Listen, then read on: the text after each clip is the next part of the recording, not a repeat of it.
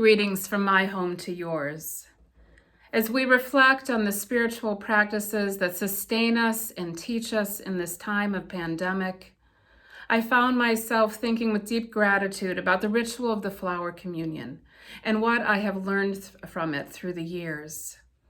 I loved celebrating the flower communion as a child, of seeing each of us bring flowers from our gardens and creating the beautiful bouquets that reflected the beauty and fullness of our community. I thought with great care each year about which flower I would bring, and with equal care about which flower I would take home to remind me of the power of our connections. I remember going to Dachau for the first time and thinking about the ways in which Norbert Chapek celebrated his last flower communion there as an act of defiance against the horrors and inhumanity of that place, and as an act of hope for those who were imprisoned there.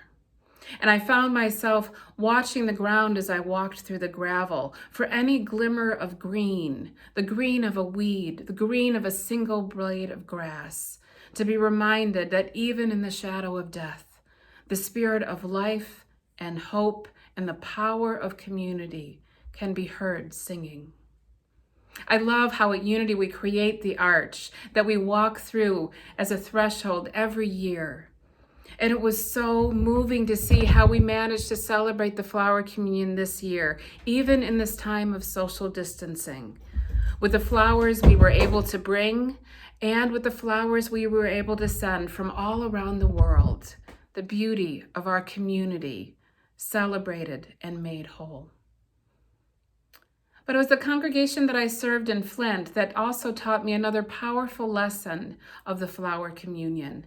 They had the tradition of celebrating the flower communion in the memorial garden behind the church, where trees and flowers and plants had been planted in sacred memory of those we had lost, and where at sometimes ashes had been scattered.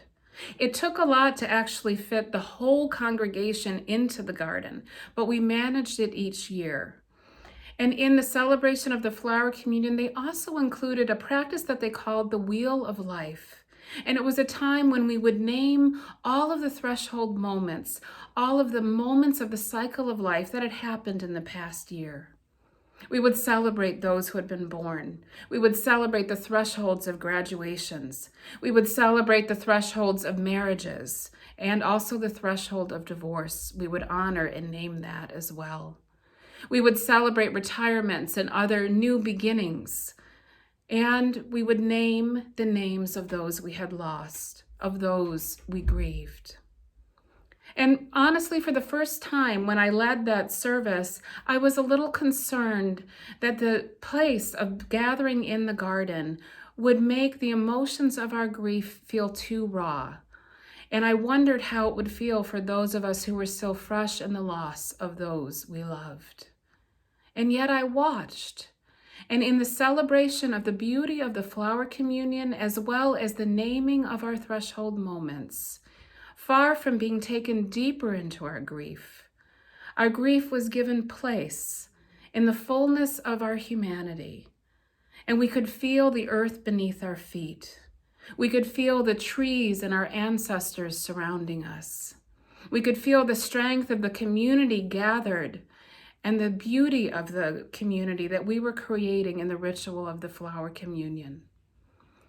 And it strengthened the community and strengthened our faith. And it reminded us once again that the spirit of life can be heard singing in so many ways in our lives. And so in this pandemic time, as the earth blooms around us, remember the power of both giving and taking a flower. Take a flower when you need it as a reminder of hope and the power of your unique beauty. And give a flower when you can as a reminder of the power of community and the beauty of others. And together, may we help the spirit of life and love and courage to be heard singing even in these challenging days. So may it be.